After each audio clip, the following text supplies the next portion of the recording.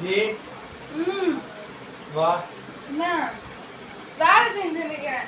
காது நந்தல வலிக்குது வா பாரு வா. நான் என்னாச்சு?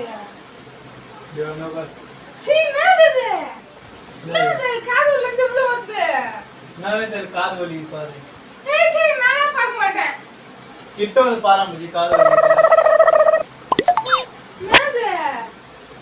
நானே தெரியல.